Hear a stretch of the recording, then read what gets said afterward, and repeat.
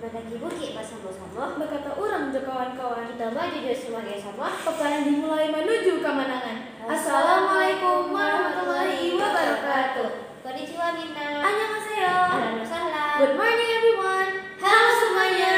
Are you ready to dive into something amazing today? Because what we're about to explore is going to open up new ideas and perspective. Junbi wa desu ka? Ishani saikou no shuka wo sukarimashou. 그럼 시작해볼까요? 기대해주세요.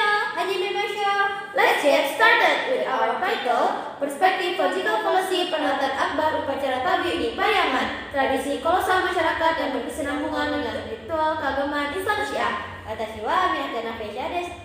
Watashi wa Aminata Nafisha desu as a leader team. Wahazi Sodikoti as member team. Nana Naiza Timida, yoroshiku onegaishimasu. And our guide, Ustadz Dodi Saputra SPD. We're from Manisan Cendekia, Padang, Pariaman.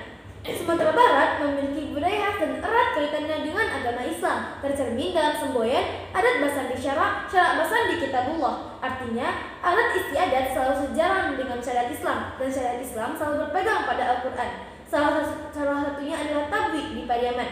Namun, prosesi ini tak lepas dari dinamika dan perdebatan, terutama mengenai unsur syiah yang terkandung di dalamnya. Imam Husain fokus penghormatan dalam upacara tablik adalah tokoh sentral dalam keyakinan Syiah, sementara sebagian penganut Sunni menganggap upacara ini sebagai bid'ah atau inovasi yang tidak sesuai dengan ajaran mereka. Bagi masyarakat lokal, tablik adalah warisan budaya yang harus dihormati dan dilestarikan. Ia telah menjadi identitas dan simbol kebersamaan sejak 1824 Masehi. Penelitian ini bertujuan mengurai berbagai pandangan terkait upacara tablik yang memiliki ragam keunikan yang mengandung kontroversi kesalahan logika berpikir di antara masyarakat, sehingga melatar belakangi kami untuk menganalisis perbedaan persepsi tersebut. Rumusan masalah penelitian ini yakni mengeksplorasi elemen ajaran Syiah dalam upacara tablik dengan mengkaji kesalahan logika yang berkembang di masyarakat terkait prosesi tersebut.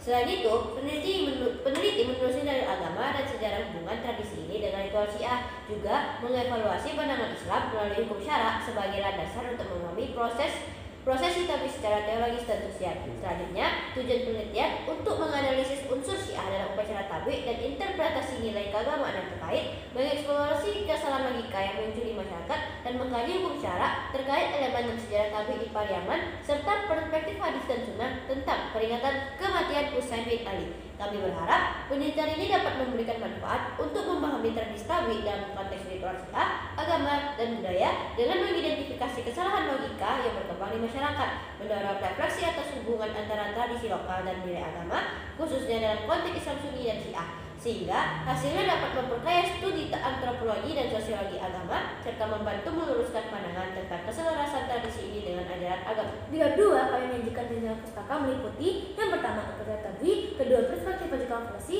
ketiga perhatian akbar, keempat tradisi kolosal masyarakat, kelima berkesinambungan, keenam ritual keagamaan, dan yang ketujuh Islam Syiah. Penelitian yang relevan dengan topik ini memiliki perbedaan dari studi yang kami lakukan. Pertama, fokus pada analisis kesalahan logika dalam pembelaan tradisi tablik belum dibahas oleh Astuti dan Rahmadani atau Hussein. Kedua, mengungkap logika polisi dalam argumen ritual berbeda dengan pendekatan Raihan yang lebih menyoroti hubungan agama dan budaya. Ketiga, penelitian ini mengkaji validitas teologis dan logis dari ritual, sementara Violina lebih berfokus pada aspek pariwisata. Meski serupa dengan Emily dan Zubaida yang meneliti transformasi sosial, penelitian ini menawarkan kritik yang lebih mendalam terhadap logika di balik dukungan terhadap ritual tersebut. Penelitian ini dilakukan pada bulan Juli hingga bulan September 2024, bertempat di Kota Pariaman sebagai pusat perayaan upacara tablik. Menggunakan metode kualitatif deskriptif, data dikumpulkan melalui wawancara, observasi, analisis dokumen, dan studi literatur untuk menggambarkan potensi kesalahan logika dalam upacara tablik.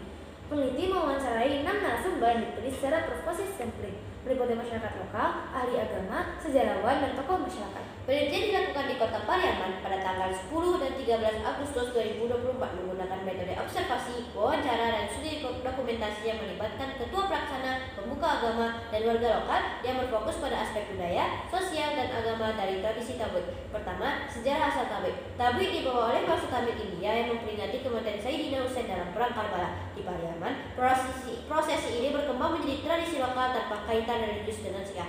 Prosesi ini meliputi pembuatan tablik, arak-arakan, dan pelepasan tablik di pantai Gandoria sebagai simbol pelepasan jiwa Husain dengan unsur kearifan lokal yang dominan. Kedua, pandangan beragam tentang upacara tablik. Sebagian ulama Sunni berpendapat bahwa upacara tablik menyalahi akidah Islam karena melibatkan elemen yang mendekati kesyirikan seperti seperti pembuatan patung, keyakinan pada keberuntungan di laut, dan perayaan kematian tokoh seperti dalam ritual Islam. Hal ini dianggap dilarang dalam Islam. Sesuai hadis, "Man tasyabbaha biqaumin fahuwa minhum." Barang siapa yang menyerupai suatu kaum, maka itu termasuk bagian dari mereka. Hadis riwayat Ahmad. Dari hasil observasi dan studi literatur diketahui dan ditekankan bahwa Syiah bukanlah Islam. Ajaran Syiah menyimpang dari prinsip-prinsip besar Islam, menambahkan elemen-elemen yang tidak diakui. Imam Husain dijadikan pusat penghormatan yang melampaui batas agama. Kesalahan logika muncul ketika tradisi Syiah diterima tanpa dikritisi, sehingga hal ini memicu kontroversi dari berbagai kalangan, seperti para ulama yang sepakat menyebutkan bahwa tabligh haram hukumnya, dan tradisi tersebut adalah budaya Syiah, budaya orang kafir. Namun, masyarakat Pariaman memandang tradisi tabligh sebagai ekspresi kegembiraan dan budaya yang harus dilestarikan. Pemerintah daerah memandang tabligh sebagai warisan budaya yang perlu kita jaga, dengan fokus pada nilai budaya, bukan aspek keagamaan. Bahkan, salah satu narasumber menegaskan bahwa upacara tabligh adalah sebuah budaya, tidak terikat dengan sebuah ritual keagamaan, sehingga berhak untuk mendapatkan apresiasi dan dukungan dari berbagai pihak. Dan juga ada sebagian yang berpendapat bahwa selama niatnya baik, yakni untuk mengenang tokoh besar dalam sejarah Islam, tradisi ini tidak menjadi masalah. Pandangan ini merujuk pada hadis yang berbunyi, "Innamal a'malu binniyat." Ini artinya semua perbuatan tergantung pada niatnya.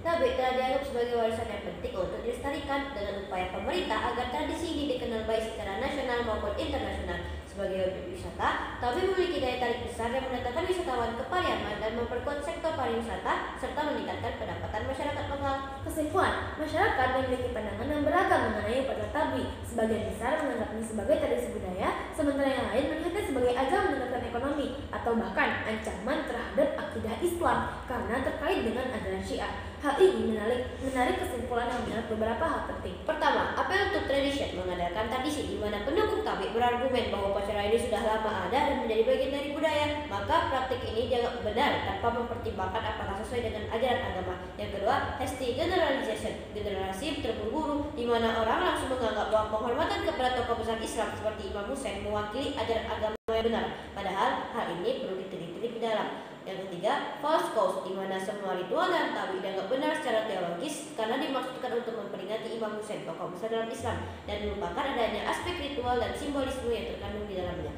Yang keempat, apel to authority, di mana seseorang berargumen bahwa upacara tabligh itu benar karena ada pendapat tokoh agama atau tokoh setempat yang mendukungnya, mengabaikan sejarah dan konteks tradisi tabligh yang lebih terkait budaya lokal Pariaman daripada ajaran Islam.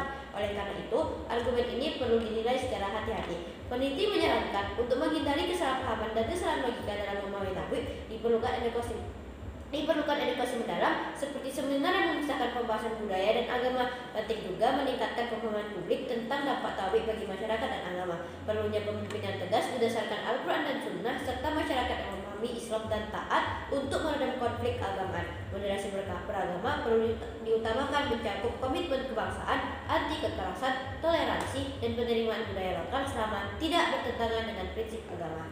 This all from us. Thank you all for your attention. Thank you for your Indra orang mencegah semenjak. Di selamat dan karya-karya gambar masyarakat. Tapi anan di sana bako. Di bawah kai jokai panjang. Peperangan selesai di siko. Kami yakin hasilnya cemerlang. Kulhaku walaupun nama. Katakan yang benar, meskipun itu pahit. Unzur makola, Haratan zur makola. Akhirul kalam. Wassalamualaikum warahmatullahi wabarakatuh.